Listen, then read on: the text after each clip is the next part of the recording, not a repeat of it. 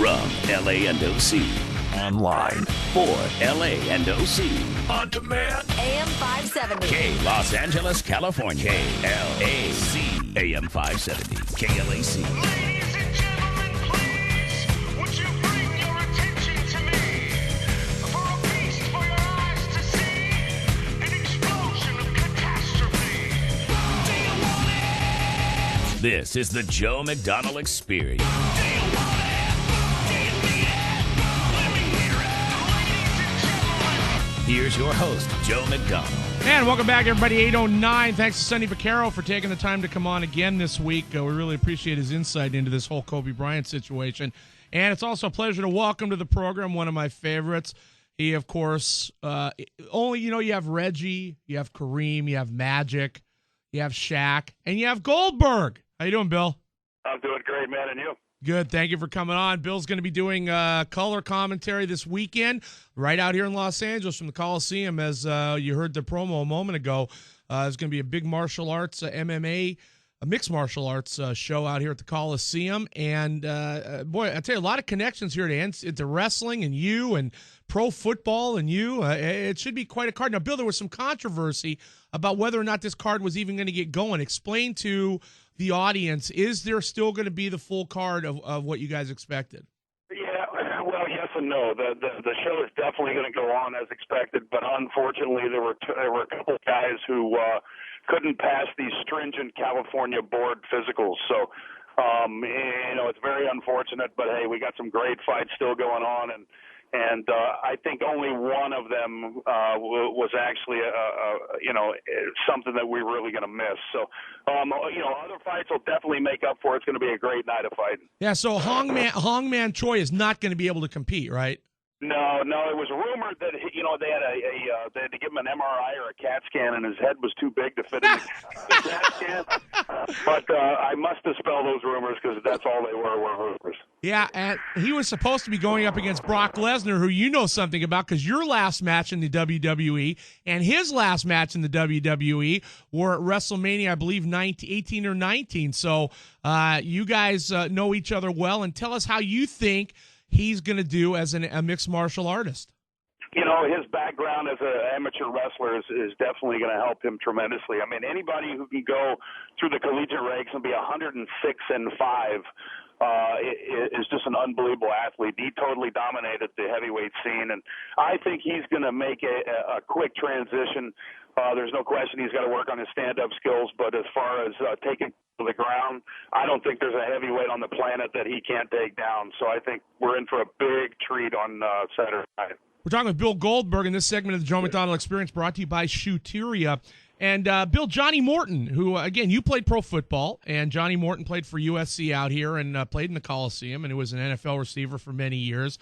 He's got some big arms. He's going to be on the card along with Hoist Gracie. I mean, there's some really interesting talent and matchups here. I mean, this isn't just a typical thrown-together card, and maybe that a lot of people don't know the participants. There's some big names in this thing, too. Yeah, the thing, not only are there going to be good fights, but, a lot of people these days, fights are one thing, but a good storyline is something really additional that we've got on this one.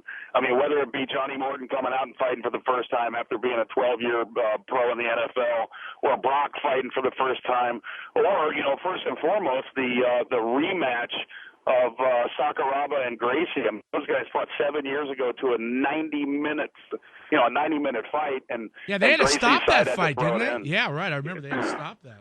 Yeah, it was a little controversial, but it took 7 years to get the rematch, and fortunately at the Coliseum, Saturday night we're going to have it on Showtime and pay-per-view. And as a fan, I'm looking forward to that fight just as much as any other fight I think I've ever witnessed. So it's going to be great, man. And just to be a spectator, and not only that, but a commentator, it's an honor of mine. Bill, you're commentating for Showtime on this fight, this card this weekend. What was it that drew you to MMA and getting involved in the sport and doing analysis for it? In the beginning, I was a big fan. I mean, I was always bred to be a football player. That's all I ever wanted to do my entire life. When I got hurt playing football, and that coupled with the fact that I probably wasn't good enough to continue, I had to figure something else out. And as a professional athlete, you definitely, you look down upon professional wrestling. And what I wanted to do was I wanted to make sure that I could look myself in the mirror after I went out and I did my thing. So I patterned my character after a guy who was a mixed martial artist. That coupled with, my experience as a defensive line. So I've been a fan ever since the first UFC. I mean, I probably went to 7 out of the first 10 UFCs, and I've been studying these guys for years and years. And down in Oceanside, I co-own a Muay Thai gym called Extreme Power. So I mean, that's where my passion lies these days, and I was fortunate enough to be picked up by Showtime. Now, explain to the audience, is there a difference? I mean, MMA is just taking off right now. Some people are saying surpassing boxing as far as popularity in the United States, and I know it's big over in Japan. Is there a difference between K1 and UFC and Pride? Are they all pretty much the same with the same rules and regulations? No, K1 traditionally is just a stand-up organization. Okay. K1 has a faction called Heroes, which will be what all of these fights on Saturday are fought under, which is 3 5-minute rounds, and it's mixed martial arts. They're all pretty much doing the same thing when you talk about Pro Elite, when you talk about UFC, when you talk about Pride, you talk about King of the Cage, Rumble on the Rock. I mean, everybody's trying to do the same thing. No question that the Fertittas have been out there for a long time with the UFC. And, unlike the UFC, us, the guys at Showtime, and I think guys, all around the MMA world are very happy that the business has prospered and there's enough for everyone. Dana White kind of reminds me of Vince McMahon of the MMA world. He wants it all for himself. He's a little bit greedy in that respect. And, the fact is that there's so many fighters out there, there's just not one organization that can hold them all. So Showtime is jumping into the foray. We had one event, a number of months ago. We got another event coming up on the 22nd. We got the Frank Shamrock fight and Phil Baroni, which is going to be an unbelievable card. And, there's enough out there for everybody. As long as there are enough fighters to go around, then I think the promotions will stay out there, and I think it's great for the sport.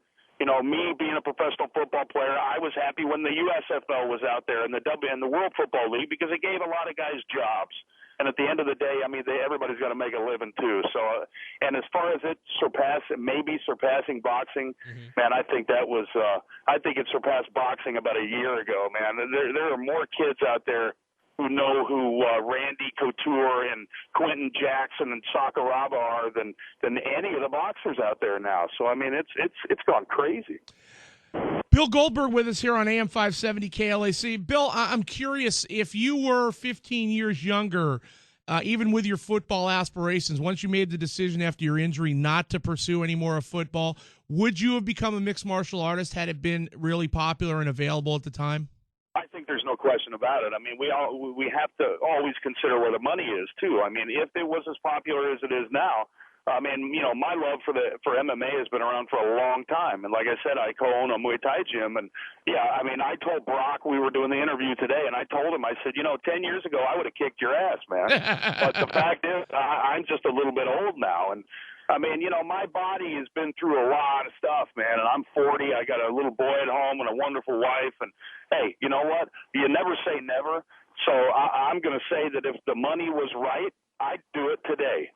I really would. So it might not be the smartest decision of my life, but, hey, it's just one of those voids that you got to fill. It's like Johnny Morton. I asked him why he was doing it, and he said, you know what? I have to satiate my desire to jump into the fear of the unknown. And this is something that, he's been a fan for a long time. And you know what? He's not doing it for the money. Hell, he doesn't need it. He's doing it because he wants to do it. So more power to him. And that's my next question, Bill. My curiosity is, a lot of pro football guys, after they were done with their careers, decided they wanted to get into WWF and WWE and back in the day, WCW. Can you see mixed martial arts, whether it be Pride, whether it be K1, whether it be Dana White's group, UFC? Is this going to be the destination now for a lot of these guys? Do you think when they see the popularity, they see that this is something different, and they see it's another way to get out their physical aggression, and that the outcomes are not scripted, that this might be something that they'll choose rather than to go to WWE or TNA? Well, two factors, come into play there. Number one, how long they've been in the NFL, because that translates into how much punishment your body's taking. Right. That and the fact that, hey, wherever the popularity is where the money is.